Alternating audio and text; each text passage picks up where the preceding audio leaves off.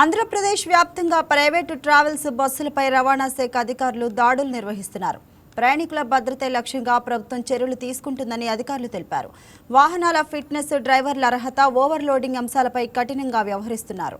ప్రమాద సమయంలో ఎలా బయటపడాలనే విషయాలపై రవాణా శాఖ అధికారులు అవగాహన కల్పిస్తున్నారు.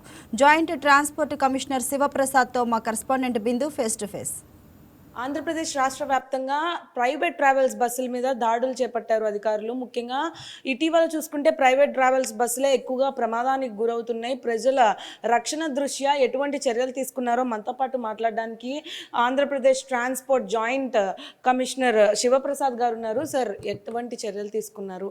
ప్రజల రక్షణ ముఖ్యమన్నారు, కానీ ప్రైవేట్ ట్రావెల్స్ బస్సులు తరచూ ప్రమాదాలకు గురవుతూ ఉన్నాయి. దాని మీద ఏమంటారు? రాష్ట్రంలో ఇప్పటి వరకు 2 మేజర్ యాక్సిడెంట్స్ జరిగినాయండి. 2 బస్సులు కాలిపోయినాయి. ఒకటి వచ్చేసి కర్నూలు దగ్గర మరి అక్టోబర్ 26న కాలిపోయింది. దాంట్లో దాదాపు 19 మంది సజీవ దహనం అవడం జరిగింది. అదేవిధంగా మార్చి 24వ తేదీన ఒక మార్కాపురం దగ్గర ఒక బస్సు కాలిపోయింది. ఆ బస్సులో దాదాపుగా 14 మంది సజీవ దహనం జరిగింది. అట్లాగే ఈ యొక్క మేజర్ యాక్సిడెంట్స్ని దృష్టిలో పెట్టుకొని మరి రాష్ట్ర వ్యాప్తంగా మరి మా యొక్క రవాణా శాఖ మంత్రివర్యులు అదేవిధంగా మా కమిషనర్ గారి ఆదేశాల మేరకు రాష్ట్ర వ్యాప్తంగా మేము ఎన్ఫోర్స్మెంట్ చేయడం జరుగుతూ ఉంది. ఇంకా కంటిన్యూ అవుతూ ఉంది. మెయిన్ ముఖ్యంగా మరి దాదాపుగా మాకు 2500 నుంచి 3000 బస్సులు మన రాష్ట్రంలో తిరుగుతున్నాయి. ఈ ఆల్ ఇండియా టూరిస్ట్ పర్మిట్ బస్సులు మరి వాటిని దాదాపు 11,000 సార్లు చెక్ చేయడం జరిగింది. మరి ఆ 11,000 సార్లు చెక్ చేసి దాదాపు 2,000 కేసులు బుక్ చేశాము. ఆ కేసుల్లో ముఖ్యంగా ఏవైతే ఏఐఎస్ నామ్స్ మరి కంప్లై కాకుండా తిరుగుతున్నాయో, ఏఐఎస్ నామ్స్ అంటే మరి ఈ ఎమర్జెన్సీ ఎగ్జిట్స్ కానివ్వండి, ఎస్కేప్ హ్యాచెస్ కానివ్వండి, అదేవిధంగా ఫైర్ ఎక్స్టింగ్విషర్స్, అదేవిధంగా ఫైర్ అలారమ్స్ కానివ్వండి, అదేవిధంగా మరి హ్యామర్స్, ఇవి మెయిన్ ఇంపార్టెంట్. అంటే ముందు యాక్సిడెంట్ జరిగినప్పుడు వాటి యొక్క ఇంపార్టెన్స్ ఎంత ఉంటుందనేది అప్పుడు తెలుస్తుంది. మామూలు టైంలో వాళ్ళు ఎవరు కూడా పెద్దగా పట్టించుకోరు. అది మెయిన్ బేస్ చేసుకుని వాటన్నిటిని తనిఖీ చేసి ఏ బస్సులో అయితే ఈ నామ్స్ కంప్లై కాలేదో వాటి మీద కేసులు బుక్ చేసి వాటిని సీజ్ చేయడం జరిగింది. అదేవిధంగా మరి ఓవర్ స్పీడ్ వెళ్ళే బస్సులు కూడా చెక్ చేశాము. చెక్ చేసి వాటిలో దాదాపు 12-13 బస్సులు సీజ్ చేయడం కూడా జరిగింది. మామూలుగా మార్కాపురం ఇన్సిడెంట్ జరిగిన తర్వాత కూడా ఎందుకు అంత చర్యలు తీసుకోలేదు? ప్రమాదాలు జరుగుతూ ఉన్నాయి తరచుగా. ఎక్కడోకక్కడ ప్రయాణికులు ఉన్న బస్సులు కానీ, నార్మల్ బస్సులు కానీ జరుగుతూనే. ముఖ్యంగా ట్రావెల్స్ బస్సులే ఎక్కువ జరుగుతున్నాయి. ఎందుకు కారణం? మేము మార్కాపురం ఇన్సిడెంట్ జరిగిన తర్వాత ఇంకా సివియర్ చేసాం మేడం.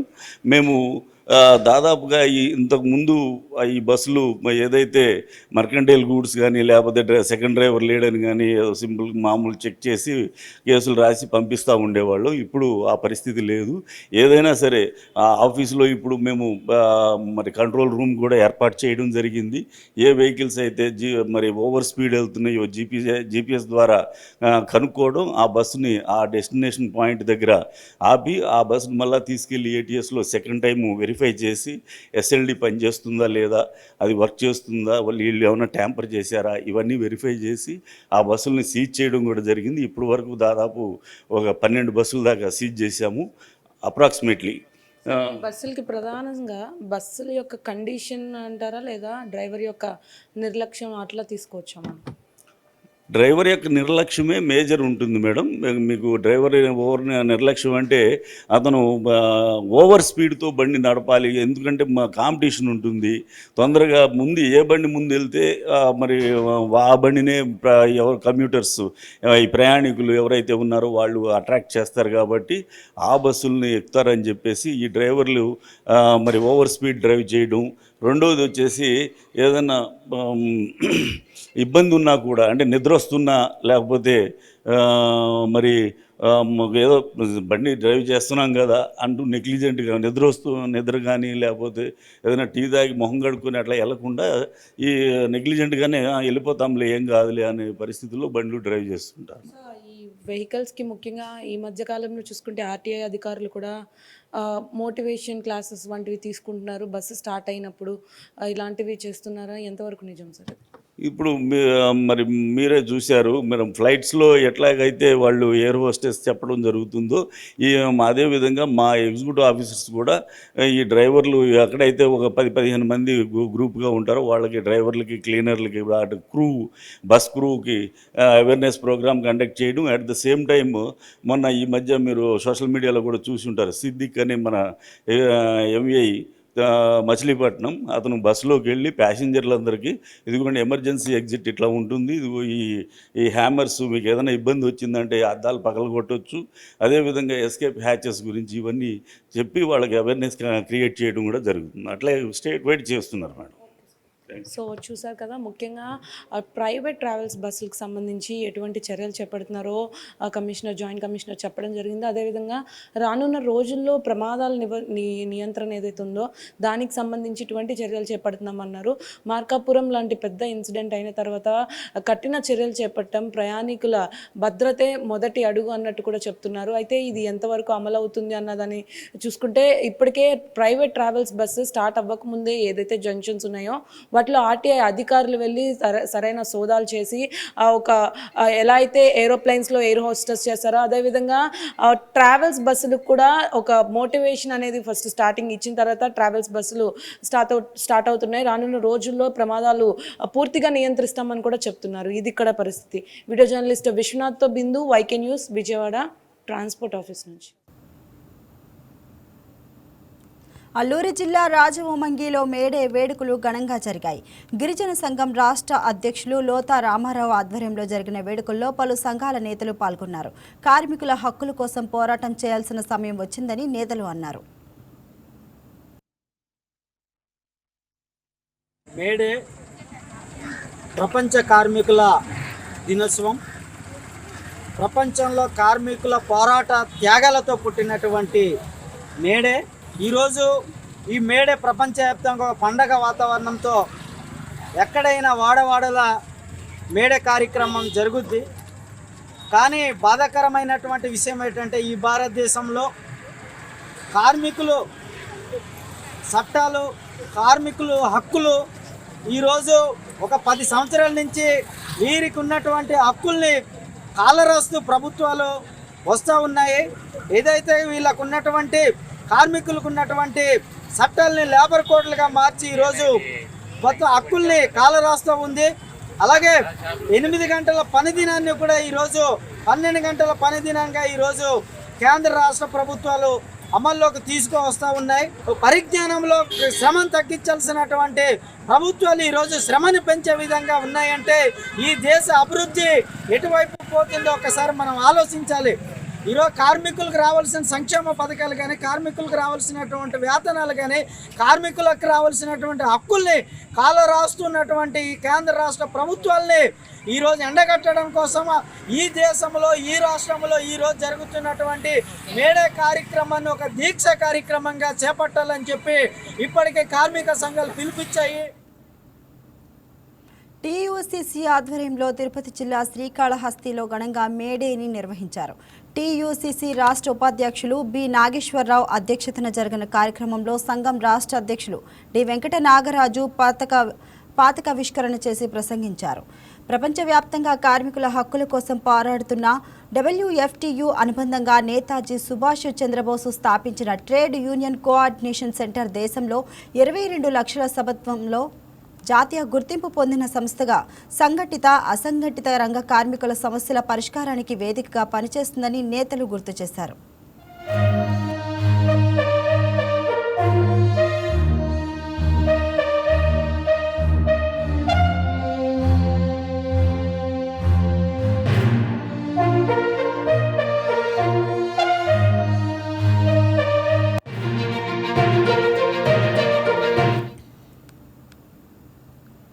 ప్రపంచ కార్మిక దినోత్సవం మేడే సందర్భంగా విజయవాడలో ఎర్ర జెండాలు రెపరెపలాడాయి.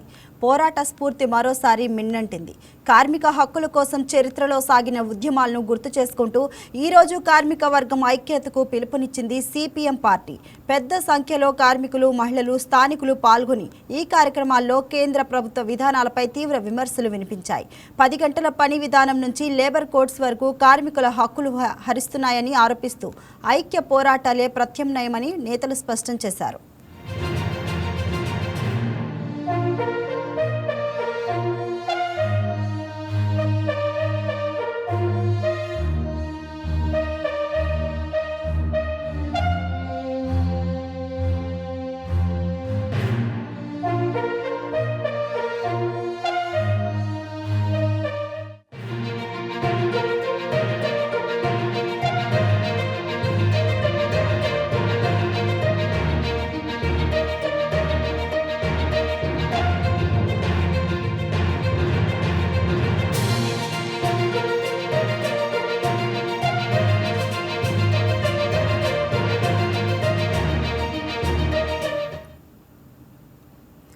శ్రీ సత్యసాయి జిల్లా కదిరి ప్రభుత్వ వైద్యశాలలో వైద్యులు అరుదైన వైద్య చికిత్స అందించారు. కదిరి పట్టణానికి చెందిన షేక్ షబానా 3వ కాన్పు కోసం ప్రభుత్వ ఆసుపత్రిలో చేరారు. వైద్యులు స్కాన్ చేయగా శిశువు 4.5 కేజీల బరువు ఉండటంతో సిజరియన్ చేసి తీయాల్సిన బిడ్డను డాక్టర్ రిష్తా, స్టాఫ్ నర్సులు, అవుట్లెట్ ఫోర్సెస్, వ్యాక్యూమ్ అనే 2 పరికరాలతో 3 గంటల పాటు శ్రమించి సుఖప్రసవం చేయగా షేక్ షబానా పండంటి మగబిడ్డకు జన్మనిచ్చింది. తల్లి, బిడ్డ క్షేమంగా ఉన్నట్లు హాస్పిటల్ సూపరింటెండెంట్ డాక్టర్ హుస్సేన్ తెలిపారు. కదిరి ప్రభుత్వ వైద్యశాలలో కాన్పుల కోసం ప్రత్యేక వైద్య బృందం ఉందని ప్రజలు సద్వినియోగం చేసుకోవాలని డాక్టర్ హుస్సేన్ కోరారు. 28వ తేదీ ఇక్కడికి 3వ కాన్పు కోసం వచ్చిన షేక్ షబానా, కదిరిలోనే సాబ్జాన్ వీధిలో ఉండేవాళ్ళు, 3వ కాన్పు కోసం మన హాస్పిటల్ రావడం జరిగింది. ఈమె ఇక్కడికి వచ్చినప్పుడు ఈమెకు బీపీ ఉంది. బీపీ కోసం లెబెట్లాల్ అనే ఒక మందు ఇక్కడ ఇవ్వడం జరిగింది. దానివల్ల బీపీ తగ్గించాము. అండ్ ఈమె హైట్ కూడా చాలా తక్కువగా ఉన్నారు. స్కాన్ చేసినప్పుడు లోపల బిడ్డ బరువు సుమారుగా 4 కేజీల పైన ఉందని తేలింది మాకు. సజాప్రవాసం జనరల్గా ఇలాంటి కేసులో ప్రిఫర్ చేయము, సిజేరియన్కే వెళ్తాము. కానీ మా గైనకాలజిస్ట్ డాక్టర్ రిష్తా మేడం మరియు మా స్టాఫ్ నర్సులు కానివ్వండి, అందరూ దగ్గరుండి అవుట్లెట్ ఫోర్సెప్స్ అనే ఒక పరికరం ఉంటుంది, దాని సహాయంతో, మరియు వ్యాక్యూమ్ అని ఉంటుంది, అంటే నెగిటివ్ సెక్షన్ అనమాట, బిడ్డను బయటికి లాగడానికి నెగిటివ్ సెక్షన్ ఉపయోగిస్తాము. ఆ 2 పరికరాలను ఉపయోగించి దాదాపుగా ఒక 2-3 గంటలు శ్రమించి సాధారణ కాన్పు చేయడం జరిగింది అనమాట. పుట్టిన తర్వాత బిడ్డ బరువు 4 కేజీల 400 గ్రాములు ఉంది, 4.4 కేజీస్. ఇలాంటి ఎక్కువ బరువు తర్వాత మదర్ హైట్ తక్కువ ఉన్నప్పుడు జనరల్గా సిజేరియన్ చేసేస్తాం మేము, ఎందుకంటే బిడ్డకు మదర్కు రిస్క్ కాకూడదని చెప్పేసి. కానీ డాక్టర్ రిష్తా గారు, మన ప్రత్యూష, వీళ్ళంతా టీం అంతా కలిసి సాధారణ కాన్పే చేశాం కదిరి గవర్నమెంట్ హాస్పిటల్లో. ఇది చాలా అరుదుగా జరుగుతూ ఉంటుంది. కదిరి గవర్నమెంట్ హాస్పిటల్లో సిజేరియన్స్ కానీ నార్మల్ డెలివరీస్ కానీ ఒక టీం ఉంది మనకు. దయచేసి ఇక్కడ వచ్చి డెలివరీస్ చేసుకోండి, యూటిలైజ్ చేసుకోండి. గతంలో కూడా మనం ఒక హ్యాండ్ పుల్ ఆప్స్ అనే ఒక రేర్ కేసుని సిజేరియన్ ద్వారా చేయడం జరిగింది, అది ఆల్రెడీ చెప్పడం జరిగింది. ఏలూరు జిల్లా ద్వారకా తిరుమల మండలం సిహెచ్ పోతేపల్లి గ్రామంలోని గోద్రేజ్ సామధన్ ఫ్యాక్టరీలో లోని వర్కర్స్ కార్మికులు సిఐటియు కార్మిక సంఘం ఆధ్వర్యంలో మేడే సందర్భంగా పార్టీ జెండా ఎగరవేసి అనంతరం మొక్క నాటి సిఐటియు కార్మిక సంఘం వర్ధిల్లాలి అనే నినాదాలు కార్యక్రమాన్ని ప్రారంభించారు. 1986 చికాగోలో చేకోవరా అనే కార్మికుడు షేర్ మార్కెట్లో జరిపిన పోరాటాన్ని కారణంగా మనం ఈ మేడే జరుపుకుంటున్నామని తెలిపారు. ప్యారిస్లోని కొన్ని కంపెనీలు కార్మికుల పని గంటలు 8 నుంచి 12 గంటలు, 16 గంటలు పని చేయించడం వల్ల కార్మికుల్లో తిరుగుబాటు జరిగి అనేక మంది కార్మికులు మరణించడం వల్ల ప్యారిస్లో జరిగిన అంతర్జాతీయ కార్మిక దినోత్సవం సందర్భంగా కార్మికుల ప్రాణ త్యాగాల వల్ల ఈ మేడే ఉద్భవించింది అని తెలిపారు. ప్రతి సంవత్సరము సిఐటియు ఆధ్వర్యంలో కార్మికులందరూ కలిసి ఈ మేడేని ఘనంగా జరుపుకుంటామని తెలియజేశారు. ఎవరైతే 8 గంటల పని దినాల కోసం యూనియన్ ఒకటి ఫామ్ చేసి ఆ యూనియన్కి వాళ్ళ ప్రాణాలు నర్పించి వాళ్ళు రక్తం సిందిస్తూ వచ్చారు, దాని మీద ఈరోజు మన అందరం కూడా యూనియన్ సంఘాలు పెట్టుకుని ఈ రోజు కూడా వాళ్ళు ఇచ్చినటువంటి 8 గంటల పని దినాన్ని మనం చేయగలుగుతూ ఉన్నాం. ఇప్పుడు ఉన్నటువంటి ప్రభుత్వాలన్నీ కూడా ఈ 8 గంటల పని దినాన్ని 12 గంటల పని దినాలుగా మార్చడానికి వాళ్ళు ఎన్నో జీవోలు జారీ చేస్తూ ఉన్నారు. అయినా సరే మన సిఐటియు తరఫున ఎన్నో పోరాటాలు చేస్తూ వస్తూ ఉన్నాం. ఈ 8 గంటల పని దినాన్ని ఇలాగే ఉంచాలి అని. ఇప్పుడున్నటువంటి ప్రభుత్వాలన్నీ కూడా 8 గంటల పని దినాన్ని కాస్త 12 గంటల పని దినం చేసి 8 గంటలకు ఎంత అయితే డబ్బులు వస్తాయో అంతే డబ్బులు ఇచ్చి కార్మికులందరినీ కూడా అణగదొక్కడానికి మరి ఉన్నటువంటి ఈ ప్రభుత్వాలు మరి నిర్ణయాలు తీసుకుంటూ ఉన్నాయి. ఆ నిర్ణయాలన్నీ కూడా మన సిఐటి వ్యతిరేకిస్తూ ఉన్నది. ఇప్పుడు మనం మళ్ళీ ఇలాంటి మేడేలు ముందు ముందు ఇంకా జరుపుకోవాలి అంటే ఇప్పుడున్నటువంటి ప్రభుత్వాలు గద్దె దిగేలాగా కూడా మనం పోరాటాలు చేసి ఇప్పుడున్నటువంటి ప్రభుత్వాలన్నింటినీ కూడా మనం గద్దె దించి మన కార్మికులకి కర్షకులకి ఏ ప్రభుత్వాలు అయితే అండగా ఉంటాయో, ఏ ప్రభుత్వాలు అయితే మన పని దినాలని మరి 8 గంటలుగా పరిగణిస్తాయో, ఏ ప్రభుత్వాలు అయితే మన అందరికి కూడా మరి మంచి ఉద్యోగ భద్రత కల్పిస్తాయో అలాంటి ప్రభుత్వాలకి మనం సపోర్ట్ చేయాల్సి ఉన్నది. సిఐటియు తర్వాత కమ్యూనిస్ట్ పార్టీలకు కూడా మనం ఎంతో సపోర్ట్ చేసి మన కమ్యూనిస్టు పార్టీలను కూడా మనం ముందుకు తీసుకుని వచ్చి కమ్యూనిస్ట్ ముఖ్యమంత్రులను కూడా ఈ రాష్ట్రంలో మనము ఉండేలాగా చూసుకోవాల్సిన బాధ్యత మన మీద ఉంది. అది చేయనప్పుడు మనము ఎంతైనా సరే నిరుపయోగమేనండి. ఎప్పుడైతే కమ్యూనిస్ట్ ప్రభుత్వాన్ని మనం తీసుకొస్తామో అప్పుడు కార్మికులకి కర్షకులకి అందరికీ కూడా మంచి భవిష్యత్తు ఉంటుందని ఈ సభాముఖంగా నేను మీకు తెలియజేస్తూ ఉన్నాను.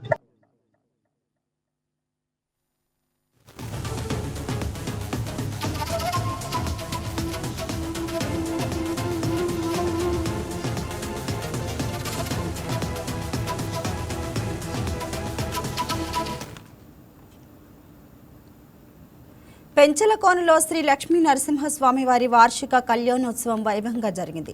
భక్తజన సమ్మోహనంగా ఈ ఉత్సవం జరిగింది. వేలాదిగా తరలివచ్చిన భక్తులు స్వామివారి కళ్యాణాన్ని కన్నులారా తిలకించి పులకించారు. ఆలయ అర్చకులు, టీటీడీ వేద పండితులు కళ్యాణ కత్రువును శాస్త్రోక్తంగా నిర్వహించారు. ప్రభుత్వం తరపున వెంకటగిరి ఎమ్మెల్యే కురుగుండ్ల రామకృష్ణ, దేవస్థానం తరపున ఈవో కోవూరు జనార్దన్ రెడ్డి, ఉత్సవ కమిటీ సభ్యులు పట్టు వస్త్రాలు సమర్పించారు.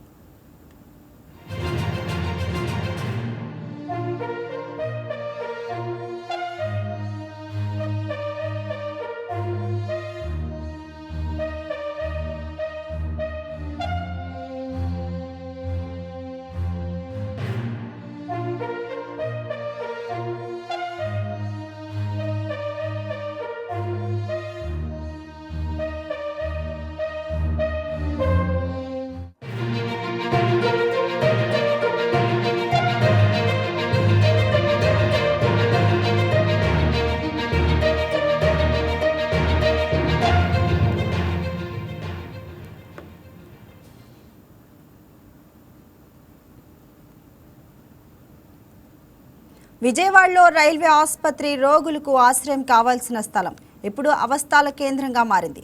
ప్రాథమిక సౌకర్యాలు లేక రోగులు తీవ్ర ఇబ్బందులు పడుతున్నారనే ఆరోపణలు వెల్లువెత్తుతున్నాయి. వేసవి వేడి మధ్య చల్లటి నీళ్లు కూడా దొరకని పరిస్థితి. శస్త్రచికిత్స తర్వాత కూడా కనీస సహాయం లేని దృశ్యాలు ఆందోళన కలిగిస్తున్నాయి. విజయవాడ రైల్వే డివిజన్ ఆసుపత్రిలో పరిస్థితులు ఇప్పుడు పెద్ద చర్చగా మారాయి.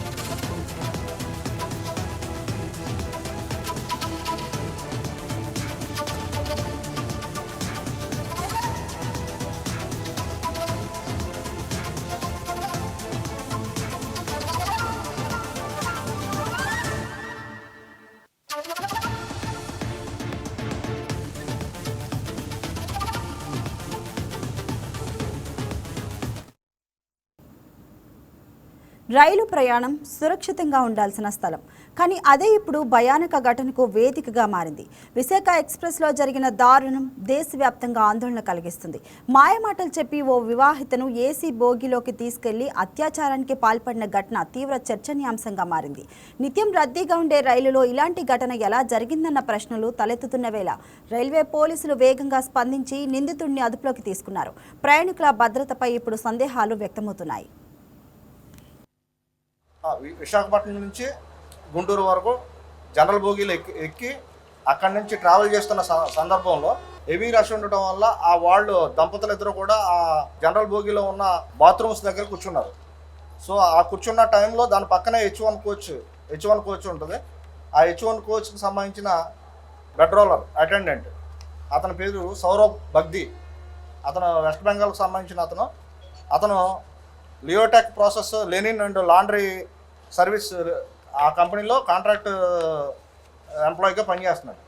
సో ఆ హెచ్1 బోగీకి అతను ఇన్ఛార్జిగా పరిచయం చేసుకుంటూ వీళ్ళ దగ్గరికి వచ్చి వీళ్ళతో పరిచయం పెంచుకుని ఆ పరిచయం సందర్భంగా వాళ్ళ హస్బెండ్తో వీళ్ళిద్దరూ కలిపి ఐపీఎల్ మ్యాచ్ చూస్తూ నా దగ్గర ఒక సీట్ ఉంది, ఆ సీట్లో మీ మిస్సెస్ని కూర్చోబెడతానని చెప్పేసి నమ్మబలికి ఆ అమ్మాయిని తీసుకుని ఇతనికి కేటాయించిన క్యాబ్ని ఏదైతే ఉంది హెచ్1 బోగీలో ఇతనికి కేటాయించిన బెడ్ రోలర్కి ఏదైతే క్యాబ్ని కేటాయిస్తారో ఆ క్యాబిన్లోకి తీసుకెళ్ళి ఆవిడని రేప్ చేశాడని చెప్పేసి మనకి 28వ తారీఖున రెంటచింతల పోలీస్ స్టేషన్ వాళ్ళ నేటివ్ ప్లేస్ అది. ఎవరైతే విక్టిమ్ అండ్ హస్బెండ్ ఎవరైతే ఉన్నారో వాళ్ళ నేటివ్ ప్లేస్ రెంటచింతల పోలీస్ స్టేషన్కి వెళ్ళి అక్కడ 28వ తారీఖు ఈవినింగ్ కంప్లైంట్ చేయడం జరిగింది. అది ఎలా చేశారంటే వీళ్ళు విజయవాడ దగ్గరలో ఉండగా నా మీద బలాత్కారం జరిగింది. చేసిన వ్యక్తి ఆ బెడ్ రోలర్ అటెండెంట్గా ఉన్న అతను హెచ్1 బోగీలో 17015 ట్రైన్కి సంబంధించిన అతను వ్యక్తి అని చెప్పేసి అక్కడ కంప్లైంట్ చేయడం జరిగింది. దాని మీద వాళ్ళు అక్కడ ఎస్ఐ గారు దాన్ని 0 ఎఫ్ఐఆర్గా నమోదు చేసి మనకి నిన్న 30/4/2026 తేదీన మనకి అక్కడి నుంచి ఇక్కడికి ట్రాన్స్ఫర్ చేయడం జరిగింది. వెంటనే మనం ఇక్కడ విజయవాడ జిఆర్పి పోలీస్ స్టేషన్లో ఆన్ పాయింట్ ఆఫ్ జ్యూరిడిక్షన్లో మనకే వస్తుంది కాబట్టి దాన్ని మనం ఇక్కడ రిజిస్టర్ చేసి కేసు ఇమీడియట్గా ఇన్వెస్టిగేషన్ స్టార్ట్ చేసి దీంట్లో దర్యాప్తు ప్రారంభించడం జరిగింది. దీంట్లో ఒక 3 టీమ్స్ని కింద డివైడ్ చేసి 3 టీమ్స్ని వివిధ ప్రాంతాలకు పంపించి మనం ఎంక్వైరీ చేసి మన ఇన్వెస్టిగేషన్ కండక్ట్ చేయడం జరిగింది. ఈరోజు ఆ కంపెనీకి సంబంధించిన ఎండీ గారు ఎవరైతే ఉన్నారో ఆయన వాళ్ళ సూపర్వైజర్ ద్వారా ఎవరైతే దీనికి పాల్పడిన వ్యక్తి ఎవరైతే ఉన్నారో సౌరవ్ బగ్ది, ఇతను 27 ఇయర్స్, ఇతను వెస్ట్ బెంగాల్కి సంబంధించిన వ్యక్తి. ఇతన్ని వాళ్ళ సూపర్వైజర్ ద్వారా మనకి పోలీస్ స్టేషన్ తీసుకొచ్చి సరెండర్ చేయడం జరిగింది ఈరోజు ఉదయం. సో అతన్ని మనం ఇమీడియట్గా అతన్ని మన పోలీస్ స్టేషన్లోనే అరెస్ట్ చేయడం జరిగింది. అరెస్ట్ చేసి ఇప్పుడు తదుపరి చర్య నిమిత్తం జ్యుడిషియల్ రిమాండ్ కోసం మనం ఇక్కడి నుంచి కోర్టుకు పంపించడం జరుగుతుంది. ఒక అమాయకురాలు మీద అఘాయిత్యం చేసినందుకు అతను బాధ్యం చేస్తూ అతన్ని మా crime number 105/2026 under section 64 class 1 BNS కేసులో భాగంగా అతన్ని ఆ కేసులో అరెస్ట్ చేయడం జరిగింది. తిరుపతి జిల్లా చంద్రగిరిలో ఏనుగుల విధ్వంసం ఆగడం లేదు. ఓ పక్క ఒంటరి ఏనుగు హల్చల్, మరోపక్క గజరాజుల గుంపు నియోజకవర్గాన్ని బెంబేలెత్తిస్తున్నాయి. శేషాచలం అటవీ ప్రాంతంలో ఉన్న అన్నదాతలు భయం నీడలో బతుకుతున్నారా? రక్షించాల్సిన పాలకులు సౌకర్యవంతమైన గదుల్లో విశ్రాంతి తీసుకుంటుంటే రైతులు మాత్రం ప్రాణాలను అరచేతిలో పెట్టుకొని పొలాల వద్ద కాపలా కాస్తున్నారు. అడవిలో ఉండాల్సిన జంతువులు ఊళ్ల మీద పడుతుంటే ప్రభుత్వం కేవలం ప్రేక్షక పాత్ర పోషిస్తుందా? అసలు చంద్రగిరిలో పరిస్థితి ఇంత భయానకంగా ఎందుకు మారిందో తెలుసుకోవాలంటే వాచ్ ది స్టోరీ.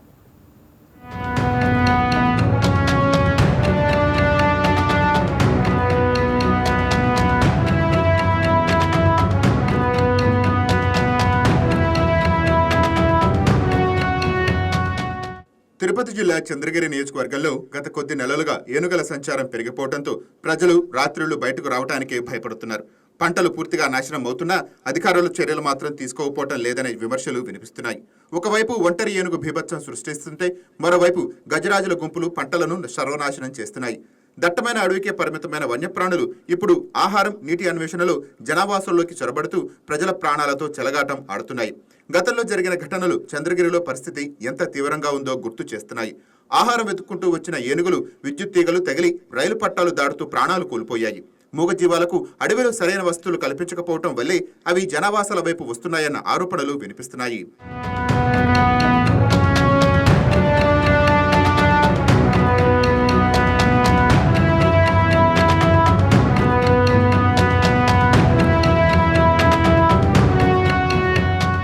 గత 4 నెలలుగా చంద్రగిరి నియోజకవర్గంలోని కూచువారిపల్లి, ఎల్లంపల్లి, చిన్నరామపురం, భీమవరం వంటి గ్రామాల్లో పరిస్థితి వర్ణాతీతంగా మారింది.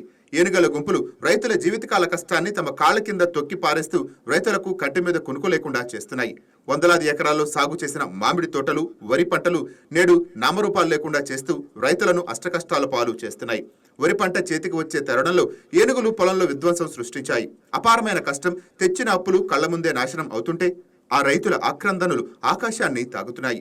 ఇంత జరుగుతున్న స్థానిక ఎమ్మెల్యే ఎందుకు స్పందించడం లేదని ప్రజలు ప్రశ్నిస్తున్నారు.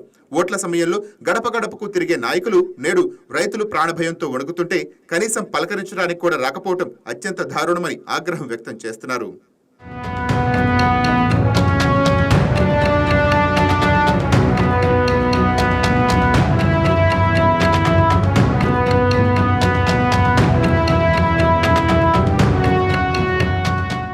అటవీశాఖ అధికారులు కేవలం నామమాత్రపు చర్యలతో సరిపెడుతున్నారన్న చర్చ జరుగుతోంది.